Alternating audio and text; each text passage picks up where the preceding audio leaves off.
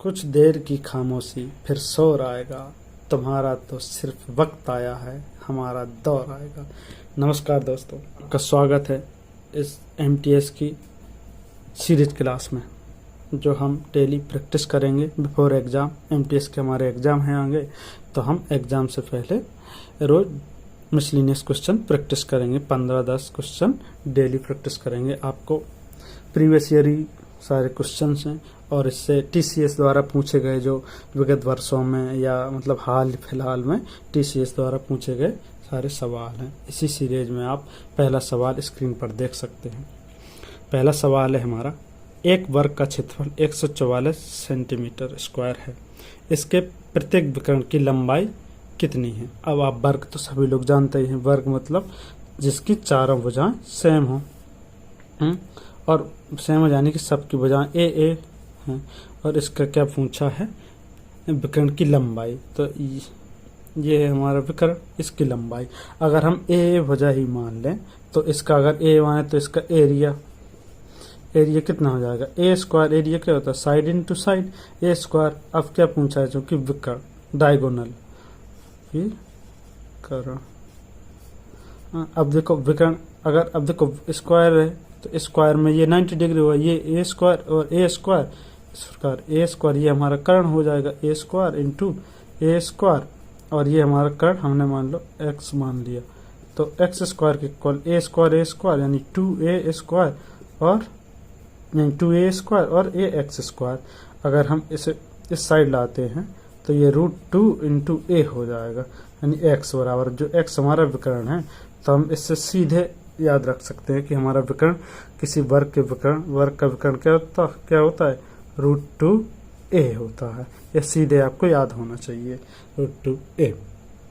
अब देखो एरिया दिया है, इसमें एरिया 144। अब एरिया हमारा कितना दिया? 144। यहाँ से हम वर्ग की भुजा ज्ञात कर सकते हैं, पता चल जाएगी 144 है, यानी कि 12 का वर्ग है। तो हम यहाँ से भुजा पता चल जाएगी कि हमारा ए बराबर कितना है? 12 है। और हमें चूंकि विकर्ण ज्ञात करना है, विकर्ण हमें पता है कि √2 इंटू ए होता है, ए हमारा पता चल गया कि 12 होता है, तो हमारा 12√2 हमारा क्या हो जाएगा? 12√2 वर्ग का विकर्ण हो जाएगा, जो हमारा ऑप्शन तीसरा है। अगला सवाल आपकी स्क्रीन पर। हाँ, अगला सवाल हमारा डीआई से है, जो कि एक सवाल तो आता ही आता है। अब ये दिया है, निम्नलिखित वेन आरेख एक परिवार के अलग अलग मदों पर खर्च की धनराशि को दर्शाता है, जो 7 खर्च के मद दिए हैं और इनका परसेंटेज में दिया है। यदि इन 7 मदों पर खर्च की गई कुल राशि कितनी है? 2300 रुपये है, तो E5 पर खर्च की गई राशि ज्ञात करनी है। अब देखो ये E1 से E5 तक दिया है, कुल राशि इसने कितनी खर्च की है? 2300 रुपये। अगर हम इसमें सर्किल में देखें तो इन सब का परसेंटेज निकालें तो इनका सबका ऐड करेंगे तो 100%। तो ये हमारी 100% की वैल्यू हो गई 2300 रुपये। हमें 1% की वैल्यू फाइंड आउट कर ले कि 1% की वैल्यू कितनी है, तो सीधे 2 जीरो से 2 जीरो कैंसल। 1% की वैल्यू हमारी होगी कितनी? 23। अब क्या पूछा है कि E5 पर खर्च किया है, तो E5 है हमारा 17% दिया है, E5 पे 17%, तो हमें 17% की वैल्यू निकाल देनी है। सिंपल है, 23 गुणे 17, 17 × 51, 1 5 से 7 दूनी 34 और 5 39, यानी 391 रुपये किस पे खर्च किए? E5 पर, जो हमारा ऑप्शन, यानी 391 रुपये ऑप्शन तीसरा है। अगला सवाल, हाँ, तीसरा सवाल है हमारा, सिंप्लीफिकेशन से दिया है 256 की पावर 1/2, यानी कि वर्गमूल है 256 का, और 1331 का क्यू रूट है, प्लस 23 इंटू 13 का मान ज्ञात करना। सिंपल है, यानी 256 का क्यू रूट नहीं वर्गमूल निकालना है 256, यानी कि 16 का है, और माइनस 1331 का घनमूल निकालना है, तो ये 11 का है, और ये प्लस, और ये 23 गुणे 13, सीधे 13 का 13 3 39, 3 हासिल होंगी, 13 दूनी 26 और 3 29। अब आप इसे कर सकते हैं। अगला तो 16 और 11 जाएंगे तो हमारा ये 5, और हम इसमें 5 ऐड कर देंगे दूसरे, तो हमारा ये 304 आंसर हो जाएगा। सिंपल है, बस सिर्फ आपको पता होना चाहिए कि 11 का क्यूब क्या होता है, 1331 और 16 का यानी वर्ग और घनमूल आपको पता होना चाहिए। अगला सवाल, हमारा अगला सवाल है, दो संख्याएं एक तीसरी संख्या से क्रमशः 25% और 30% कम है, तो पिछले कथन में उल्लिखित क्रम में पहली दो संख्याओं का अनुपात। देखो, दो संख्याएं तीसरी संख्या से क्रमशः 25% और 75% कम है, तो हम तीसरी संख्या को 100 मान लेते हैं। तो दो संख्याएं से पहली कितनी है, 25% कम है, तो मान लो 75 होगी, और दूसरी 30% कम है, ये 70 होगी। और पूछा क्या है इसमें कि पहली दो संख्याओं का अनुपात, पहली दो संख्याएं यही तो हैं, तो इनका अनुपात हम 5 से काट देते हैं, 15 पना 75, ये 15, और रेशियो 14 पंचे 70 14, तो यानी 15 और 14 ये हमारा रेशियो निकल आएगा। सिंपल है बस। अगला सवाल, अगला सवाल है हमारा 9 और 22 के बीच सभी अभाज्य संख्याओं का औसत। 9 और 22 को आपको 1 से 100 तक की बीच सभी अभाज्य संख्याएं याद होनी चाहिए। 9 और 22 के बीच सभी अभाज्य संख्याओं का औसत आप अगर याद नहीं है तो ऐसे निकाल सकते हैं। अभाज्य संख्याएं तो आप सभी लोग जानते होंगे, जिसमें 1 और खुद और 1 के अलावा किसी का भाग ना जाए, वो अभाज्य संख्याएं होती हैं। 9 और 22 के बीच अभाज्य संख्याएं अभी आप ऐसे काउंट कर सकते हैं। एक तो हमारी 11 हो जाएगी, और 13 हो जाएगी, 17 19, और ये 23 होगा नहीं, क्योंकि 9 और 22 के बीच में बोला है, तो हमारी 23 नहीं, 4 ही संख्याएं होंगी ऐसी। अगर हम इन्हें ऐड करते हैं, इनका ऐड 30 हो जाएगा, और इनका ऐड भी 30 हो जाएगा, यानी 30 30 60, इसका 60, और संख्या कितनी है 4, 4 से भाग देते हैं। औसत तो आप सभी लोग जानते हैं, सभी संख्याओं का योग और डिवाइड बाई जितनी संख्याएं हैं उससे डिवाइड करें। 4 संख्या 4 से डिवाइड करेंगे तो 15 आ जाएगा। कितना आ जाएगा 15, जो हमारा आंसर होगा 15। अगला सवाल, अगला सवाल है हमारा, एक वर्ग के परिमाप का 5 गुना 600 सेमी है, इस वर्ग का क्षेत्रफल निकालें। देखो, एक वर्ग के परिमाप का, अब आप सभी लोग जानते हैं कि वर्ग हमारा ये होता है, वर्ग का परिमाप कितना 4a होता है। परिमाप क्या है कि 4a, यानी परिमाप चारों भुजाओं का योग। कितना, चारों भुजाओं का एक। अगर हम a भुजा मानते हैं कोई, तो 4a हो जाएगा। अब क्या करें, इस एक वर्ग के परिमाप का 5 गुना 600 सेमी है, तो हम इसका वर्ग के परिमाप का 5 गुना कर देते हैं, इसमें 5 से मल्टीप्लिकेशन, और ये कितना है 600 दिया है, तो ये 5 का 20, यानी कि 20a, और ये 600 के इक्वल हो जाएंगे, 0 से 0 कट जाएगा, 2 से काटेंगे, यानी a बराबर कितना आ जाएगा 30। हमें भुजा पता चल गई। और क्या पूछा है, एरिया पूछा है। एरिया पर तो सभी को पता है कि वर्ग का एरिया कितना होता है, a स्क्वायर होता है, तो a स्क्वायर होता है, तो a की वैल्यू 30 है, तो 30 का स्क्वायर यानी 3 का स्क्वायर 9 और 2 0 अलग है, यानी 900 सेंटीमीटर स्क्वायर हो जाएगा। अगला सवाल, हमारा अगला सवाल है, ए किसी कार्य को अकेले 40 दिनों में कर सकता है, ए और बी मिलकर उसी कार्य को 10 दिनों में कर सकते हैं। सी बी से 50% कम दक्ष है। ए और सी मिलकर समान कार्य, यानी जो कार्य इनने किया है, कितने दिनों में कर सकते हैं। देखो, ए किसी कार्य को अकेले 40 दिनों में कर सकता है, तो ए 40 दिनों में कर सकता है, और ए और बी मिलकर उसी कार्य को, यानी कि ए और प्लस बी उसी कार्य को मिलकर 10 दिनों में कर सकते हैं। तो हम पहले इनकी इफिशिएंसी निकाल लें यहाँ से, ए और बी की। तो हम टोटल वर्क 40 मान लेते हैं, तो 40 से ए की इफिशिएंसी 1 हो जाएगी, और ए और बी की 10 से करेंगे तो 4, यानी ए की इफिशिएंसी 1 है, और ए और बी की कितनी है 4 है। तो इस प्रकार ए की 1 है और ए और बी की 4 है, तो बी की अकेली 3 हो जाएगी इफिशियंसी, बी की अकेली 3 आपको दिख नहीं रहा होगा, यानी बी की इफिशियंसी 3 हो जाएगी। अब दिया है कि बी और सी, बी यानी दिया है सी बी से 50% कम दक्ष है। जो सी है वो बी से 50% कम दक्ष है। अगर बी मान लो 2 करता है तो सी कितना करेगा, 1 करेगा, यानी 50% कम दक्ष है, यानी कि हाफ ही उसका करेगा।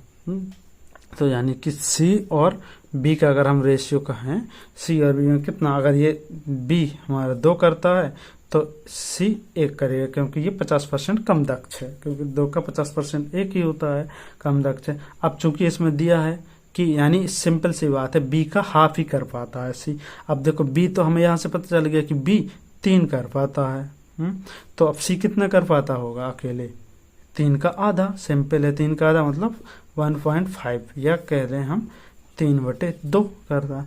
अब क्या पूछा कि ए और सी मिलकर समान कारकों कितना, ए और सी। अब देखो ए तो हमें पता है कि ए की इफिशियंसी 1 है और सी की 1.5 है, तो ए और सी की अगर इफिशियंसी अगर हम देखें, ए और सी की इफिशियंसी 1 और 1.5 कितनी रहेगी, 2.5। और इन्हीं दोनों से काम कराना है। पूरा वर्क कितना है, 40 है, और 40 को ए और सी से कराएंगे, यानी 2.5 से कराते हैं, तो इससे डिवाइड करेंगे तो यानी 400 हो जाएगा हमारा। कितना आ जाएगा, 400/25 डिवाइड कर देंगे सीधे। 25 चौका 4 चौका 16, यानी कि 16 दिन आएगा। बस सिर्फ कंफ्यूजन बी और सी में है, कम दक्ष में, थोड़ा देख लीजिएगा, आप रिपीट कर सकते हैं। अगला सवाल हमारा फिर टाइमिंग वर्क से है। ए बी और सी मिलकर किसी कार्य को 6 दिन में पूरा कर सकते हैं। ए और बी मिलकर उसी कार्य को 12 दिनों में कर सकते हैं। बी अकेले उसी कार्य को 18 दिनों में कर सकता है। ए और सी मिलकर कार्य को कितने दिनों में कर सकते हैं, देखो ए और बी सी मिलकर 6 दिनों में, यानी तीनों ए बी और सी तीनों 6 दिन में कर सकते हैं। और फिर दिया है आगे, ए और बी मिलकर उसी कार्य को 12 दिनों में, यानी कि ए और बी मिलकर उसी कार्य को 12 दिनों में, और बी अकेला उसी कार्य को, यानी कि बी अकेला उसी कार्य को 18 दिनों में कर सकता है। तो इससे हम सबकी इफिशियंसी निकाल लेंगे और ए और सी से काम करा देते हैं।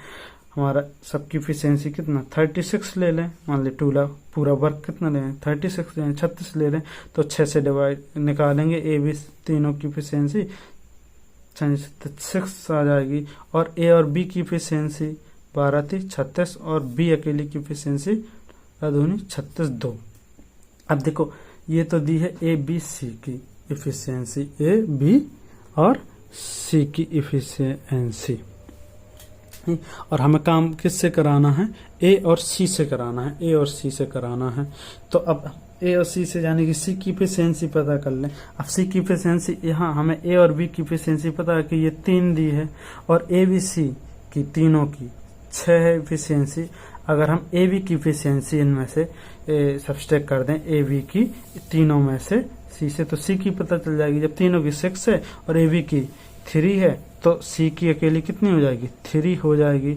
सी की इफिशियंसी हमें पता चल गई कि सी की इफिशियंसी कितनी है, 3 है। सी की इफिशियंसी 3 है। अब हमें किसकी, ए की पता करनी है। अब ए की पता करनी है कि ए और बी में ए की इफिशियंसी पता कर लेंगे कि ए और बी की इफिशियंसी 2 है, और खाली बी की कितनी है, नहीं, ए और बी की 3 इफिशियंसी है, और खाली बी की कितनी इफिशियंसी है, 2 है। तो जब ए और बी की 3 है और बी की इफिशियंसी 2 है, तो ए की इफिशियंसी कितनी हो जाएगी, 1 हो जाएगी। तो यहाँ से पता चलेगा कि ए की इफिशियंसी हमारी कितनी है, 1 है, और सी की इफिशियंसी 3 है, और ए प्लस सी से कराना है, तो इनकी इफिशियंसी यानी क्षमता कार्य करने की इफिशियंसी यानी कि 3 और 1 4 हो जाएगी। और इन्हीं से वर्क कराना है। पूरा वर्क कितना है, 36 है, और हम 4 ए और सी से करा देते हैं जिनकी 4 है, तो ये 4 से काट देंगे, यानी जो 9 बार जाएगा, तो यानी 9 दिन ये कर सकते हैं। अगला सवाल,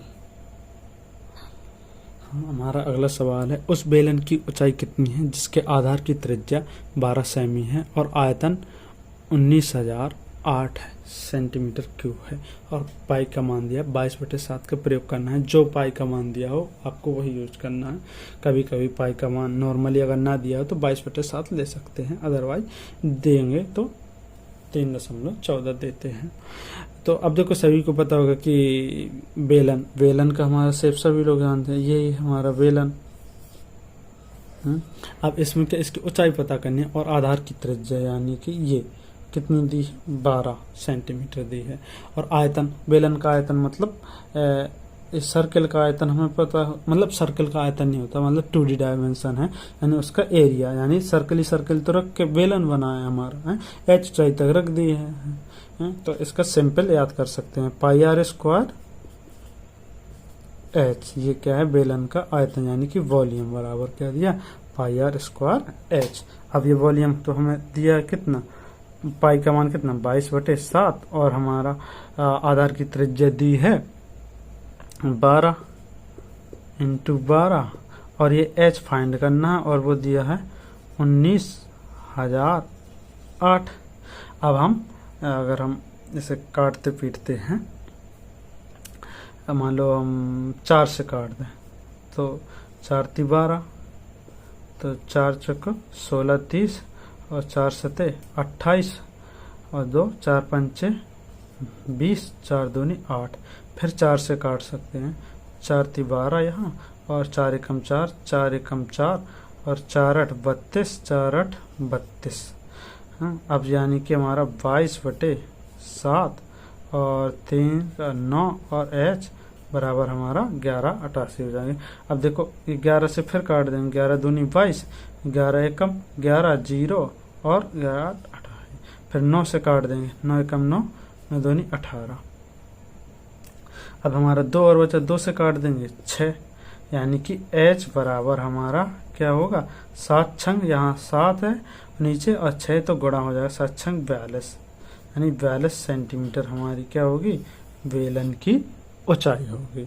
सिंपल आप यहाँ काट सकते हैं, आपको जिस हिसाब से लगे आप अपनी सहूलियत से अपने हिसाब से काट, सिर्फ आपको वॉल्यूम पता होना चाहिए बेलन का, पाई r स्क्वायर h जो दिया है, इस हिसाब से हम सीधे वैल्यू फिट कर सकते हैं और आपका आंसर। अगला क्वेश्चन है, यदि किसी निश्चित मूलधन पर 4 वर्ष का साधारण ब्याज 2000 है तो उसी मूलधन पर 6 वर्ष का साधारण ब्याज। बहुत सिंपल सवाल है, सभी को पता होगा कि साधारण ब्याज हर साल सेम मिलता है, हर साल सेम मिलता है। यानी 4 वर्ष का साधारण ब्याज दिया है, यानी 4 वर्ष का साधारण ब्याज कितना दिया है, 2000 रुपये दिया है। तो 1 वर्ष का निकाल लें, सेम होता है, 1 वर्ष का हमारा कितना 500 हो जाएगा। पूछा क्या है कि 6 वर्ष का साधारण, उसी मूलधन पर पूछा है, तो 6 वर्ष का साधारण, तो 6 से मल्टीप्लाई, 6 × 5 = 30, यानी 3000 आंसर आ जाएगा। यानी 3000, 6 वर्ष का हमारा 6 ईयर का ब्याज कितना हो जाएगा उसी मूलधन, 3000 रुपये। सिंपल सवाल है। अगला सवाल, आज का आखिरी सवाल, किराया क्यू प्राप्त करने के लिए P में क्रमशः 15% और 20% की वृद्धि की जाती है। यदि P 200 है तो Q का मान ज्ञात कीजिए। देखो क्या करें, P में क्रमशः, P चूंकि दिया है, P की वैल्यू कितनी दी है 200, इसमें क्रमशः कितनी वृद्धि करते हैं 15%, यानी वृद्धि करेंगे इसमें क्रमशः 15%, तो इसका 15% निकालो और इसी में ऐड करें। इससे अच्छा आप सीधे 115% निकाल दो तो पूरी वृद्धि हो जाएगी 115%। अभी आपको काटना नहीं है, सीधे करते जाओ। फिर वृद्धि कितनी की 20%, यानी कि इसका 120% निकाल दो तो वो क्या हो जाएगा, Q प्राप्त करने के लिए तो वो Q हो जाएगा। अब आप काट सकते हैं, 2 0 से हमारा ये 2 कट जाए, 1 से हमारा 1 ये और ये 5 हो जाएगा। अब 5 से हमारा इसे काटते हैं, 5 2 10 5 3 15, यानी 23 × 12, 23 × 12 बराबर हमारा Q होगा। 12 3 36, 3 कैरी होगी, 12 दूनी 24 और 3 27, यानी 276। Q की वैल्यू आ जाएगी 276। सिंपल सवाल है, 276 क्वेश्चन। थैंक यू फॉर दोस्तों देखने के लिए। अगले आपके क्वेश्चन थोड़ी कल ज़्यादा होंगे, इसी प्रकार आप डेली सीरीज देखते रहिएगा जब तक आपका एग्जाम है। ये सारे क्वेश्चन TCS द्वारा हाल ही के दिनों में पूछे गए सवाल हैं जो हम आपको मिसलिनियस कराएंगे डेली। आप अपना सजेशन दे सकते हैं। धन्यवाद।